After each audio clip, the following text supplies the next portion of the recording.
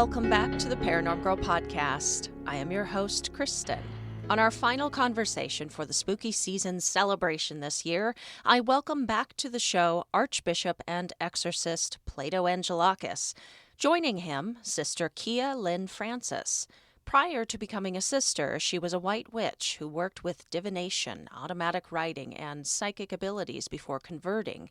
Utilizing her gifts still, she has worked with Plato on various paranormal cases and exorcisms over the years.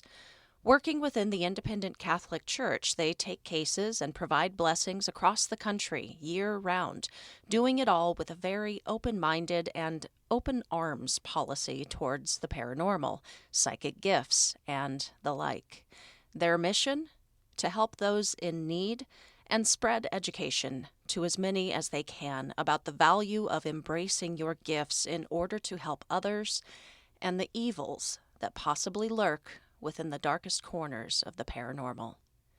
Please enjoy my conversation with Father Plato and Sister Keeyah. I have Sister Keeyah Lynn Frances. She is a Holy Order of St. Michael the Archangel Catholic mystic and a Nespar Order of Exorcists Reiki Grand Master and a sensitive, which we will talk about a little bit.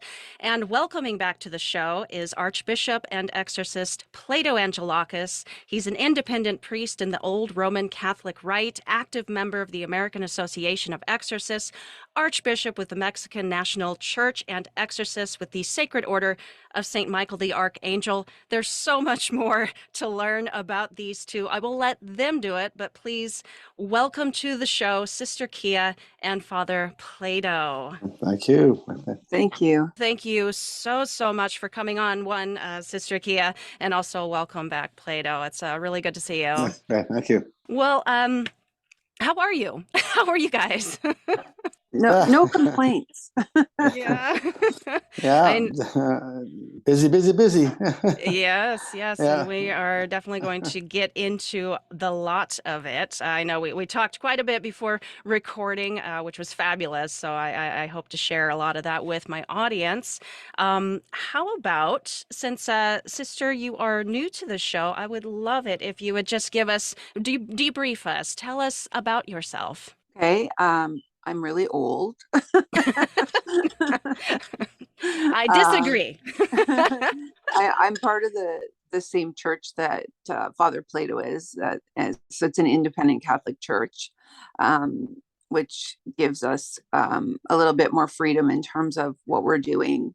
And if someone requires an exorcism, well, that's deemed by Plato. Like, we don't have to go up through any other channels because he's up at the top kind of thing in the church. And he's also a cardinal elect. So our church has 4 cardinals, and if they vote and there is a tie, then they will bring Plato in as a tiebreaker kind of thing. So he works in a cardinal capacity as well as an archbishop. So he's very, very modest, and he doesn't talk about himself very much. So, but just putting that out there. And he was also trained through the Vatican in terms of exorcisms. He studied at the Vatican with their course. Myself, I've always been a sensitive. I had an imaginary friend that I'm quite certain wasn't an imaginary friend. I'm pretty sure I had a little ghost girl that used to hang out with me when I was little. I had a vision when I was quite little of myself in a habit, and I couldn't understand why, because I wasn't Catholic. I lived in the country. I'd never seen a nun in real life, but that's how I was dressed. And I have that memory. And now it's come to pass that I do wear a habit. So it's kind of funny that it came about that way. I didn't see it coming. I was a witch for a long time. And even when I was working with Father, I was a witch because he doesn't discriminate over people who have gifts. And I wasn't like a dark witch. I was a white witch.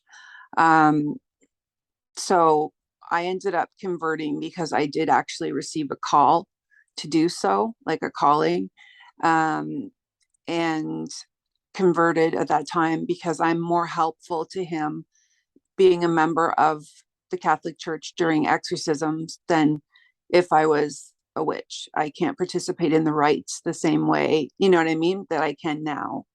And because we're partners, like I'm considered an auxiliary exorcist with him. So also with the church, because I am a clairvoyant as well as an empath, and I have all the clairs, you know, like smelling and tasting and knowing and all that jazz.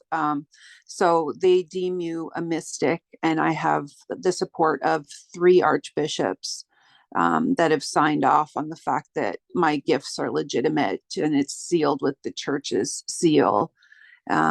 So there's not too many of us around in the church that have been deemed a mystic, because people say in the Bible, you know, they quote it that it says, you know, like, don't go to a medium and, you know, this and that. But the church actually does accept you and your gifts under the right wording and with the right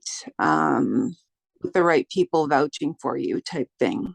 So that's how I earned the title of mystic. So it just replaces my title as being a clairvoyant or an empath or anything like that. I'm not a medium. I don't see dead people. Fine by me. Not a problem. Like, you know, I have a couple of times. I'm a nurse. I see dead people all the time. You're what? I'm a registered nurse. I see dead people all the time at work. Yeah, well, you know what I mean. I know. Like floating over your bed 5 feet in the air, you know. Yeah, your patients aren't floating there. Yeah, exactly. Nobody's head spinning around like. Oh gosh. Not yet. And unfortunately, the movie The Exorcist, the original one, is more real than made up. You know. Mm-hmm. Yeah. As far as things go, like it's not you know, just a movie, you know, that kind of thing. Like I find it very disturbing because it is so true to life, to what can happen, sort of thing, when we're working in this realm. So yeah, and it was really, roughly based on yeah, except it was a 14-year-old boy. It wasn't a girl. And but being clergy and doing what we do, because basically that's all we do is like cleansings and, you know, getting rid of demonic attachments, possession, oppression, that kind of thing. That's our ministry, and that's all we do. Like, it's not like Plato's out doing weddings all the time. Like, he's an exorcist, and that's what he is. Yeah. And that's what he was called to do. Okay. So that's how we kind of have teamed up, and I ended up converting over the years. He wore me down. I was joking. I'm like, you brought me to the dark side, you know? And it's also very useful to being independent Catholic, because I can use my Reiki that I have.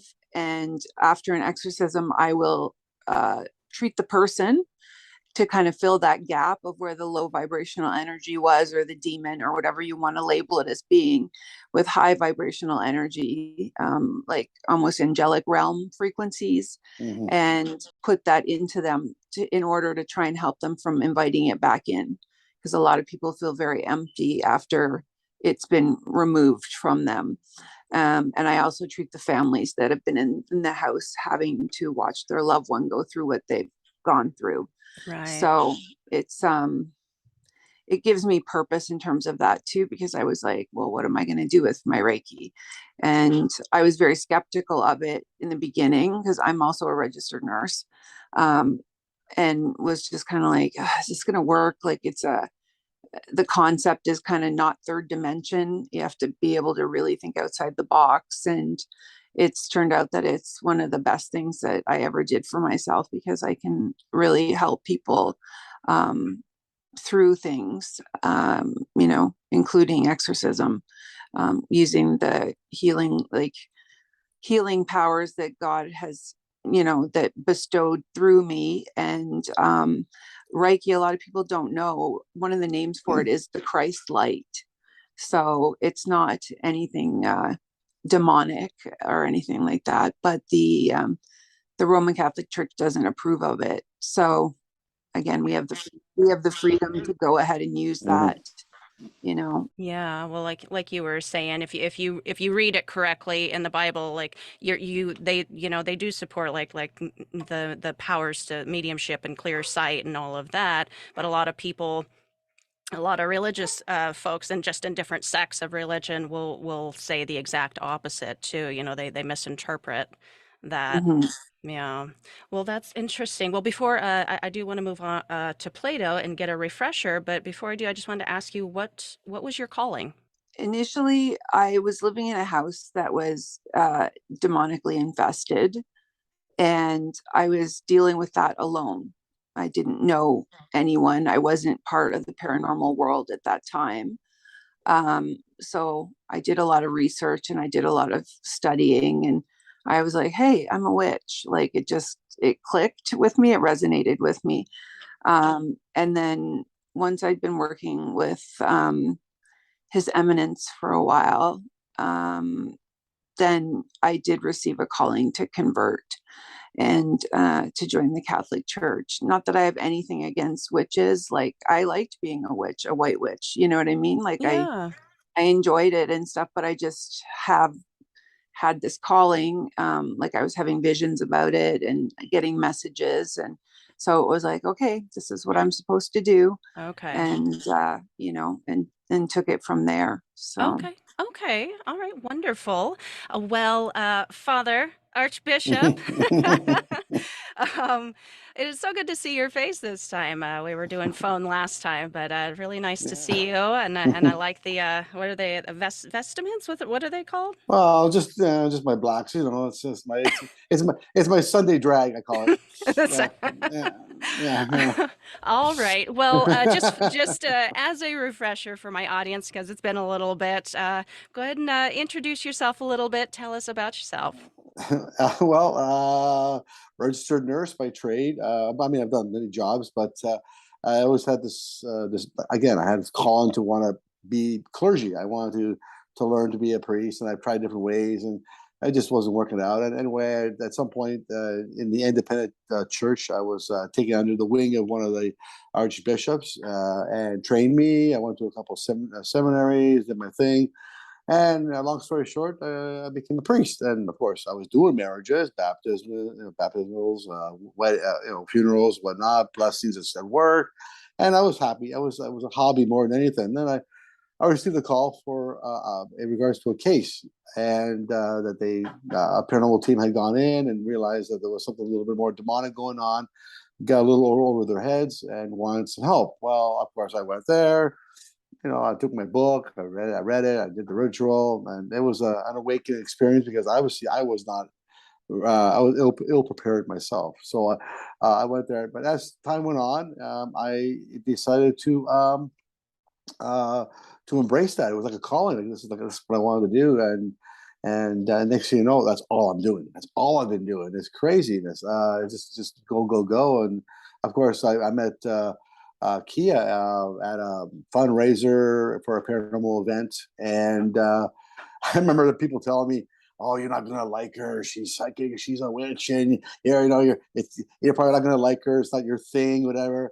And we just connected. It was just we were something. like BFFs by the end of that night. Like It was and everybody was laughing. I'm like, we go together like pagan peas and Catholic carrots, yeah, it you was know. like we hooked up, and then of course the team that she was part of sort of dismantled a little bit. They were all kind of went their own way, and then so then I teamed up with Keeyah, and we decided to do things. We figured we'll do some stuff together, and then I was invited to go to the New England Society of Paranormal Research, which is a NESPAR, the and Lorraine Warren team, I was going down to actually discuss a case that they had. No other reason. It just happened to be a Halloween. It happened to be an Annabelle event and dinner and whatnot.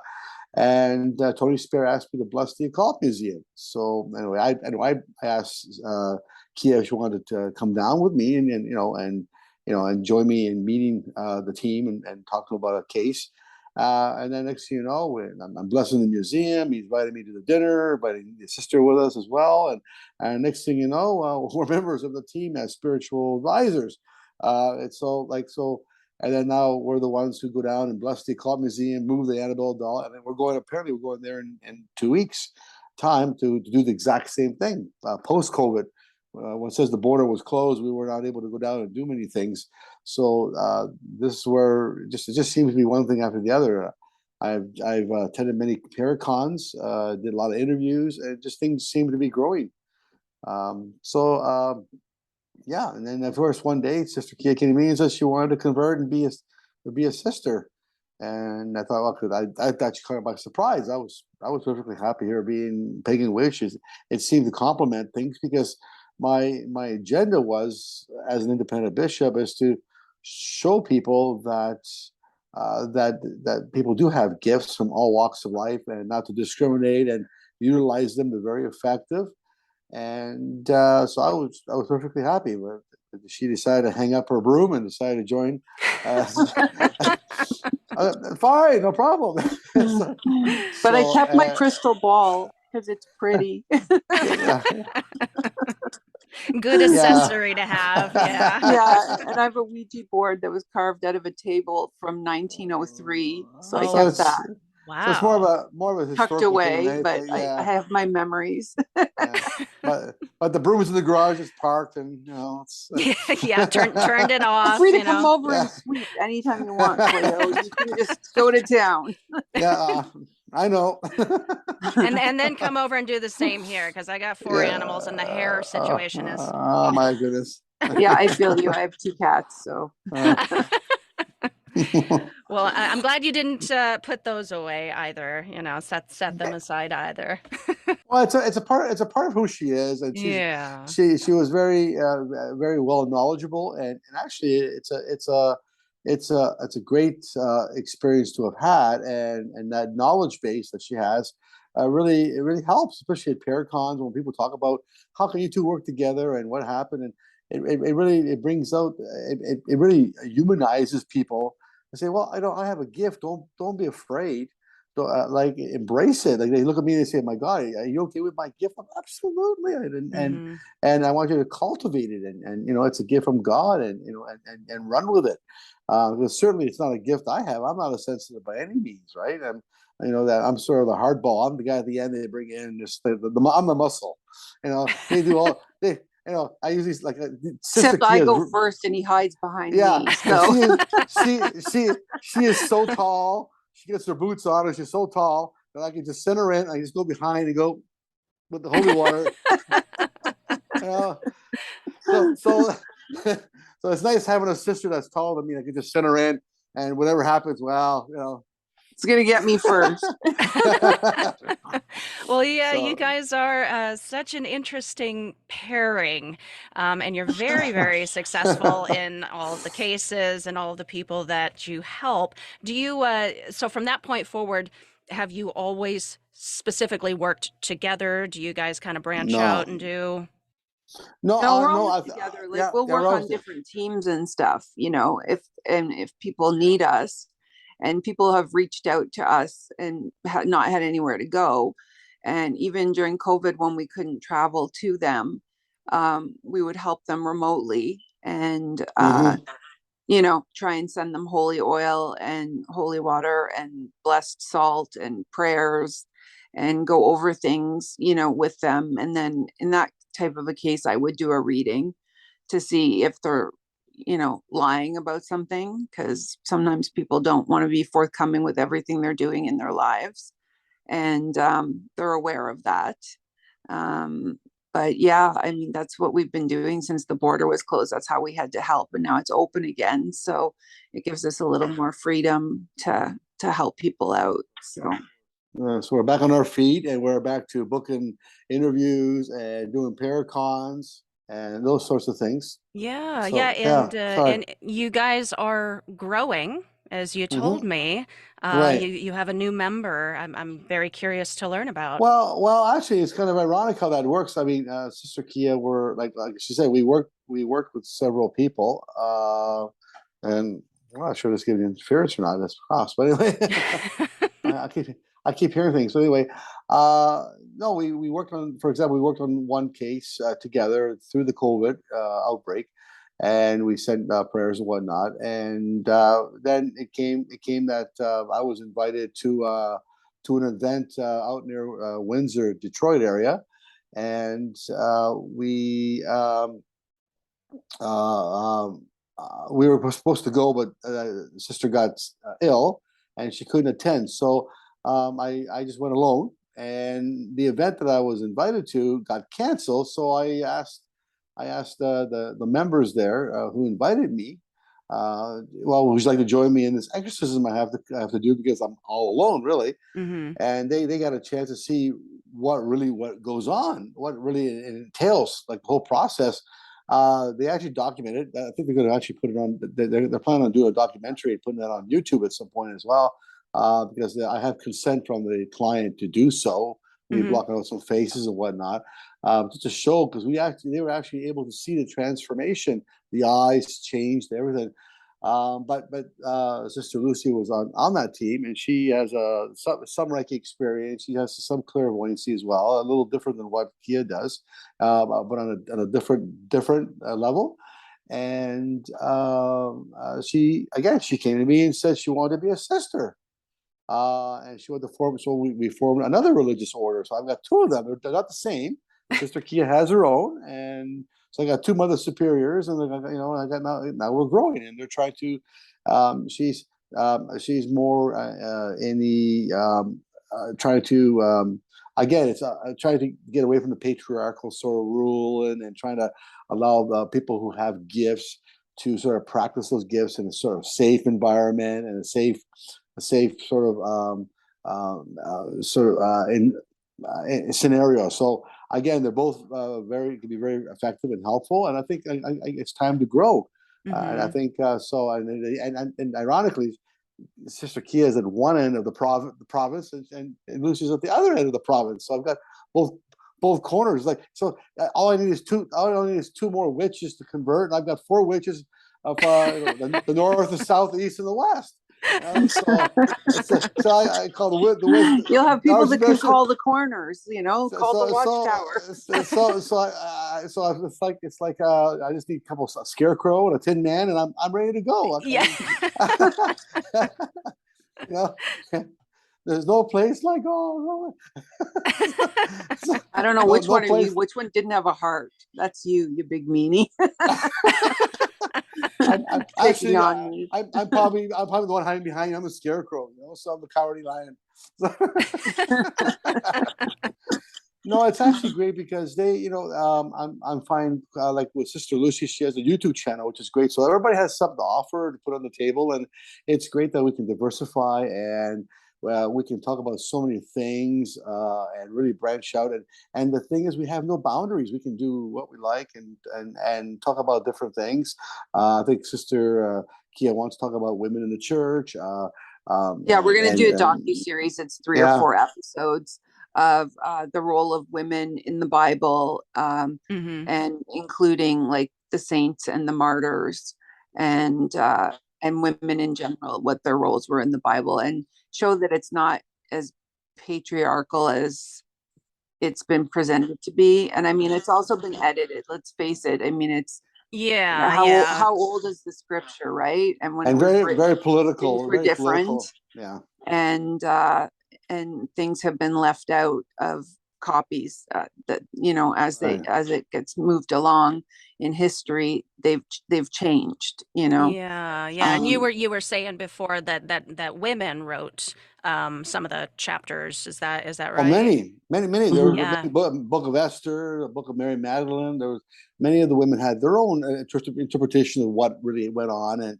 what their experience was during the crucifixion and the whole ministry of Jesus for those 3 years that they traveled, because the women traveled with him as well. So there's a lot of history that's starting to come out, and I think people need to know that this was going on, and like Sister Lucy now, she's also very much into the sort of the galactic sort of the alien ufology.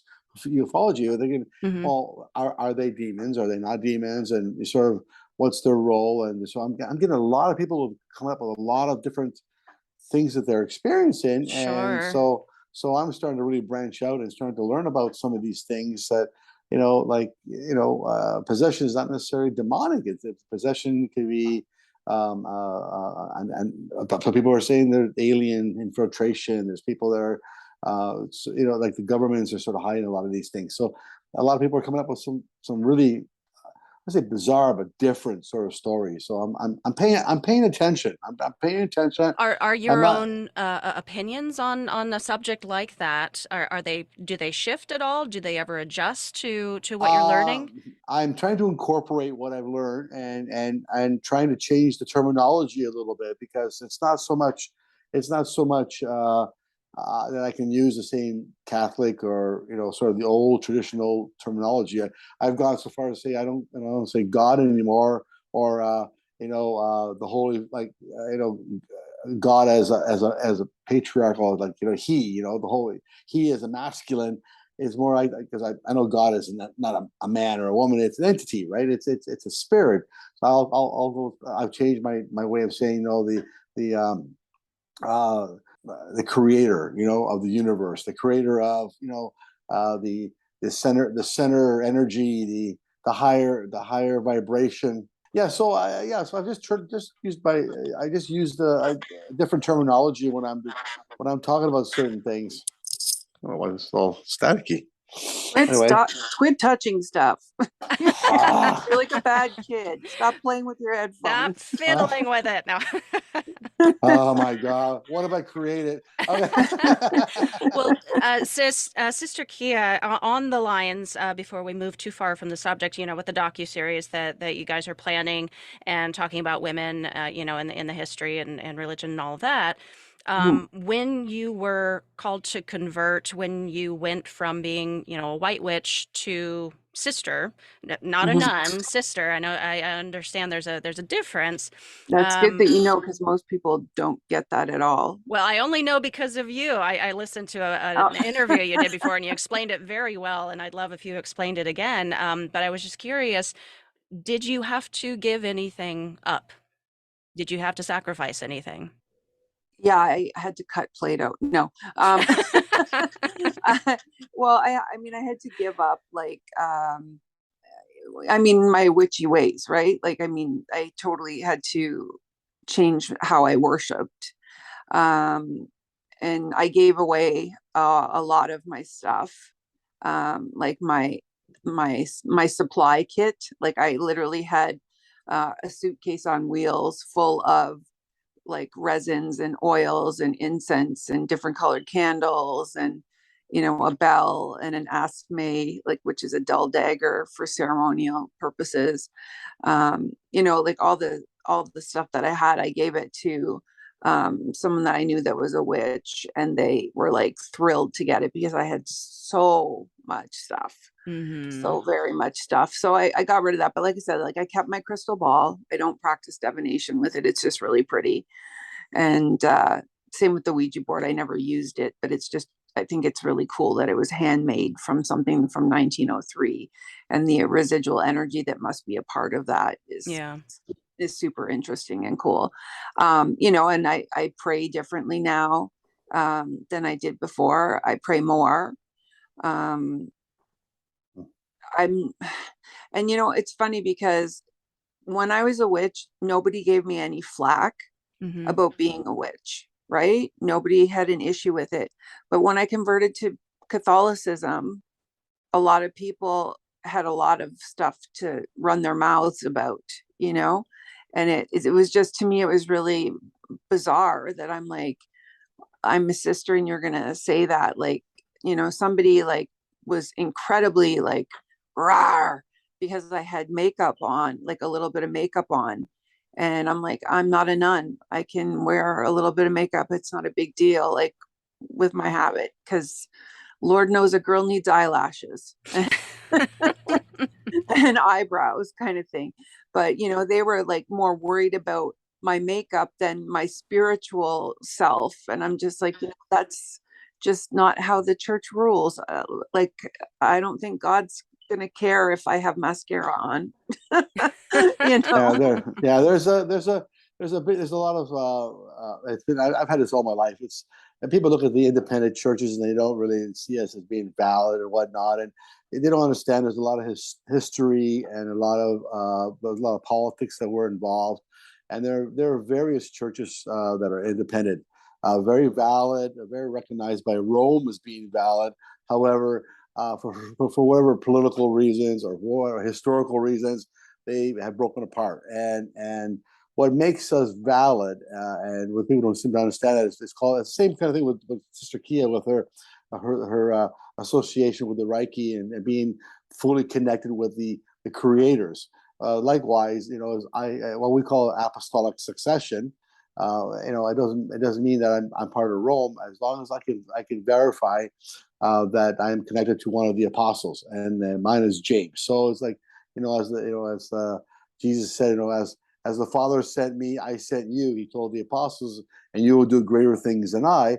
So I can, my lineage, I can follow back to every bishop that created a bishop, all the way back to the apostle James, and of course James went west towards Spain, and then of course to the Americas, and people had worked their way up to the South America, to Mexico. That's why I'm part of the Mexican National Catholic Church. Now, I'm not Mexican by any means, but they kept the name Mexican because it was the reason why they broke apart historically was the Mexican Revolution. There's a Hollywood movie called For Greater Glory, which extremely describes that the Mexican government, the Mexican government at the time, back at the turn of the 10th century, wanted to oust the Catholic Church, and so all the bishops and all the priests fled, for the exception of a very select few, and the peasants fought back, and women were smuggling guns from the States over into Mexico, and they fought back, and they won. And when the revolution was over, the Catholic Church wanted to reinstill their bishop back into Mexico, and they said no. We wanted to keep our own archbishop, and at the time they asked the Pope if they can be autonomous, and the Pope says yes, and that's been documented. So the Pope said, yeah, you can be autonomous and you're separate, because you guys fought that revolution. They fled, and you guys remained and fought back. So we were still very much Catholic. Our bishops were Roman Catholic, but decided now to be independent, and that's why we kept there's the Mexican Catholic Church, and there's the Mexican National Catholic Church, and we kept that national part because they were the ones who remained and fought this revolution. So there's an actual historical basis for being independent. The Polish nationals have their own history. The Ukrainian nationals, the Greek nationals, the Coptic churches, these are all very much independent. The old Roman Catholic Church, which is very widespread now, they also had their historical backing. So again, it depends where you are, but it's the apostolic succession that makes me valid. It's not so much my association with anybody in particular. I mean, I've had many bishops consecrate me, the charismatic Catholics out of Connecticut, the Mexican nationals out of Texas and Mexico. So that's what makes us valid. And so people look at us and say, oh, you're independent, you're not part of Rome. So we get trash talked a lot, and they say, well, you're not Roman Catholic, you're just some internet Catholic, some bishop, whatever. And that's not the case at all. People need to do their homework, and they need to understand that we are valid. But what's beautiful about it is we're independent.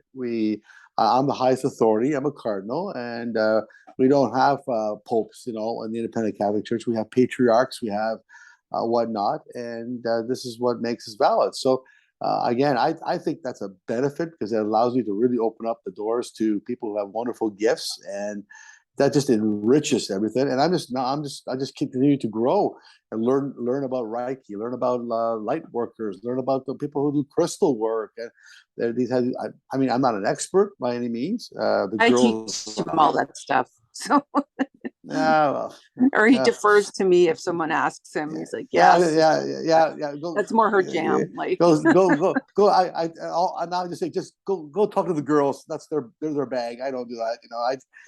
Hey, it's not a bad idea to have, some experts in your pocket, somebody who knows so deeply about the subject. That's why you defer to these folks. But yeah, I think just to kind of pin that what you were saying, like I think your success rate, what you guys do when you're on your investigations and actually perform the exorcisms, you have a pretty good success rate with that, and I think that kind of speaks for itself. And Mhm. when we were speaking before. I remember really appreciating, and I sincerely appreciate it now, just this pairing that you do with you bring the traditional and the fundamental, like those values of Mhm. Catholicism, and you bring it Right. to this openness to the paranormal, to clairvoyance and abilities and sensitivities and all of that. Nothing is off the table. It's not there, you're not closing any doors here, and that can just only bring more people to Mhm. to you, and when they need Right. help. But with your uh investigations and with your exorcisms that you're performing, I was curious because it is this time of year. Do you guys notice like a rise in cases maybe around Halloween, or at least like certain times of the year? No, I don't. I think it's growing throughout the year. I don't think Halloween has anything to do with it so much. Yeah, I yeah. think I think people are really fixated on Halloween. I mean, in some places, I think Halloween is celebrated more than Christmas, and they put a lot more into it than Christmas, believe it or not. But it's not so much Halloween that brings it out. I think it's just people's intentions. I think people just are out there exploring new things, and they're exploring new things, doing their own thing. I think evil is starting to grow only because the economy is not great, the pandemic, the wars, the insecurities of are we going to have enough energy? Are we going to have enough money? Are we going to be able to pay our bills? Are our inflation rates going up? So I think there's just so much negativity, not intentional, but just fear mongering on the news. These kinds of things are really making people making people create this uncertainty, this uneasiness, and that in itself creates uh, enough negative energy, evil, if you want to call it. I mean, I don't think it's any particular time of the year. I just think it's just people as a whole are just starting to be really uncertain. Yeah, yeah, no, it does seem like there's an unnecessary extra heaviness nowadays. But Yeah. how I would love to revisit. I think we did last time. Kind of what do you guys do? What does the process look like when you go into a possible case? well, there's a lot of behind the scene work before we even get to that point, right? Hmm. Um, there's a lot of paperwork that we have to go through. I usually speak to the person and do a reading. Um, we like to have people cleared by a medical doctor and by a psychiatrist, um, in case they're suffering.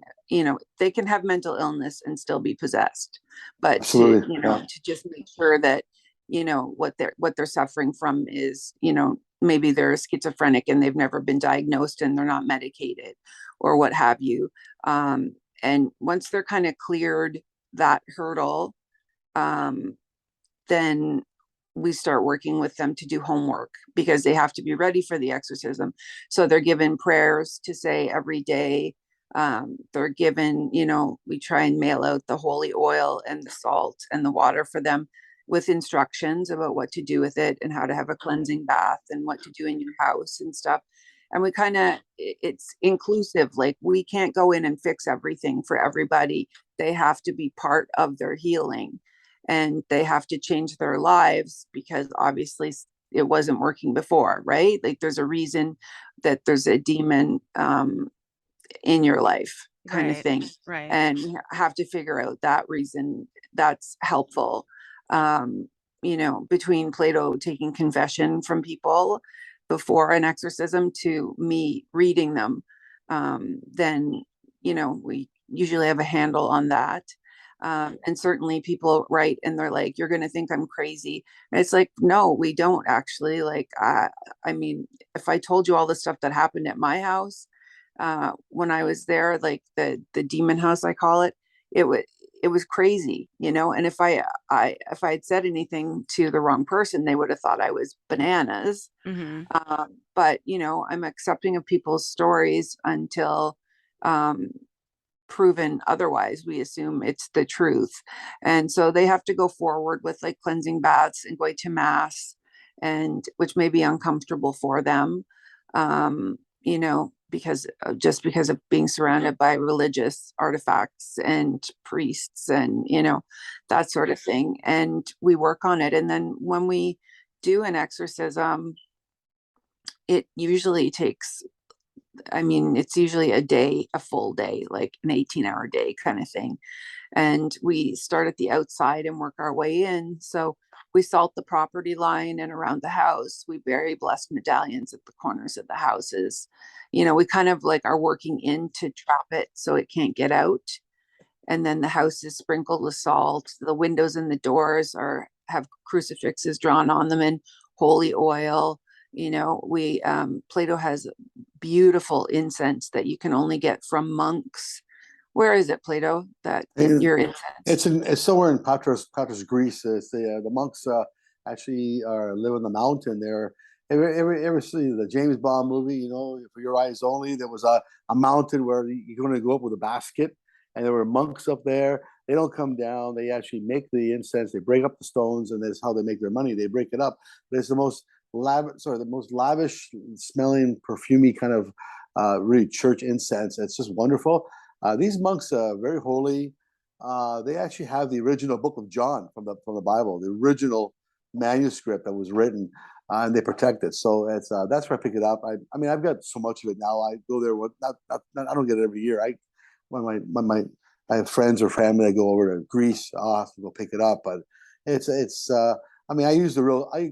I don't cheap out. I get the good stuff for people. You know. But I mean, like, yeah, just to follow what you're saying is we really do a lot of investigative work. We interview people. We want to know that they're serious about what they want to do. It's important we get the consent that this is what they want, because without consent, it's not going to work. We do the medical background checks. We get them to sign consents. I mean, both Keeyah and I, myself, are nurses, so during the process, we'll do vitals. We do blood pressure. We monitor them. We see how they are. Through the process, we stop and give them a rest if we need to. I usually go through and do a complete health history with them. Yeah, medications, and what everything. medications they're on, Yeah. and you know, what conditions they are suffering from, and you know, because we have to protect ourselves too, right? Right. So that we don't end up getting sued by someone. Yeah, we've got like liability forms they sign off on. But I mean, I also will bring, like, if there's a woman that needs to be exercised, I bring, make sure there's women present for their dignity. For their dignity, there's so much that's involved. It isn't like we get a phone call and say, "Oh yeah, okay, I'm in my car. I'll be there in 5 minutes." There's a lot of preparatory work. Now, mind you, it's a little quicker than what the Vatican would go through. It might take you 2 years before you see somebody. But for us, I'll be honest. On average, it will take a couple of months. We want to make sure they're serious, that they're vetted properly, and that they're actually doing the homework. I'll just send them homework. I'll send them prayers to do, and then to say, I want them to go to church. I say, do you have a crucifix in your house? Get one on the wall. Get a Bible. Start reading as a family. And when I start seeing that they're actually doing some of the things that we're asking them to do, then we know that they're serious. Then we make the trip to do what we have to do. So there's a fair bit of stuff to do, but we want to make sure that they're serious, because they don't understand that we're only there one day. Once we're done, we're gone. Like, then their journey continues. It's not like, okay, we fix your problem, you go your merry way, and it's all done. It's not like Harry Potter, we wait a while and it's done. They have to continue with their journey. Continue doing what you're doing and stay with it. Right. Don't go back to your errant ways as to what caused the problem. We want to make sure that your journey continues on, because it's actually their journey. It's not ours. People ask me, what is an exorcist? And sometimes I come up with this terminology. I say, I'm just there and Keeyah, we're there to get your free will back. That you've lost it somewhere. Either you gave it, or you inadvertently or directly. But I was there to get your free will back, give it to you, and now you take it and you run with it. It's your journey now. You protected it. It's your free will. It's your soul. So I'm there just to get it back for you that you've lost. That's really all we do. And then we're there for the support. As they're going forward, as they need help, they call us up. But I find, the fact that I go in, and a lot of priests will go in and sometimes go various days. We'll go there with several days to do something. By bringing people like Keeyah and other members who are gifted, we can go in. I send them out. Okay, tell me what you see. Okay, so and so did this, and that's how he came in. He brought it in. They got attached to this person and whatnot. Then it gives me a plan of care. How am I going to approach this? How we're all going to do this? I find we only have to make one visit because we figure out what the problem is, what happened, who brought it in, and that's changed this up. And then when we leave, that's why it's an all-day event. Once we're there, because we're doing everything in the house with the salt, the water, the oil. Even the animals are protected. Like we put holy oil, make a crucifix, a sign of a crucifix on animals. Like I've put holy oil on a gerbil before, because it's a living vessel, right? And you don't want it to jump out of the person that you're trying to help and have it jump into someone or some other something else. That would be terrifying for me. I love my animals as if they are children. It's it's unnatural how much I love them. To think that something like that could happen, that they're at risk. Nobody leaves the house. Nobody leaves the house. Like people stay open the window and let them out and do your sage, let them out. No, it's not. We do the whole house. I tell them no one leaves the house, not the animals, not the children, the family, everybody involved stays in the home, and we work our way in. And then get rid of it that way. I've had people try to leave. I said, no, you need to stay because that's the person who brought it in, and they're trying to get out. No. So it's basically everybody's encased, and then we box them in again in a sort of a bubble, and then we work our way in until we find the problem and then weed it out. That way, and no one leaves with any attachments, no one leaves with any issues. But other people work the other way. They just open the window, sage everything out, go out the door. Well, that's not great because they're going to go down the street and attack the next vulnerable person. So that's the sort of the approach I take with Keeyah and others. So. Stay tuned for part 2 of this conversation, where we will pick up right where we left off on Tuesday. We get into some incredible stories about encountering an incubus and shadow figures while Sister Keeyah lived in what she calls a demon house, how paranormal investigators might inadvertently be consenting to attachments from negative entities, how Archbishop Plato recommends getting rid of those attachments, and their experience blessing the Warrens' Occult Museum. All links to follow and subscribe to my guest socials and YouTube channel can be found below. They are going to be doing some incredible stuff over there that you're not going to want to miss. Please rate and review this show if you loved this episode and want to see more just like it. I'm a woman of the people. I'm listening. And I hear you. And I very much appreciate it. I feel the need to mention that our season on psychics and mediums will be coming to an end oh so shortly. That means a conclusion episode is in our sights, where we will revisit all that we have learned this season, and I will put it all together, wrapped up in a shiny bow of newfound knowledge and personal opinion for the season finale. And once that is done, a new season will be upon us. What does that mean? How does this affect me in any way, you might wonder? Well, like I said, I am a woman of the people. I would like all y'all's input as to what we should investigate next. It's a big ol' paranormal world out there, ripe for the picking of any one subject. So, start sending your suggestions for Season 5 subject to paranormgirlpod@gmail.com or message me on any social @paranormgirlpod, and I'll announce the winning topic at the finale. That's going to do it for now. Catch part 2 next week. It's getting oh so close to Halloween, The veil between the living and the dead grows thin, the air colder, the days darker, the mysterious more alive. So, stay safe, keep the nightlight on, and sleep with one eye open.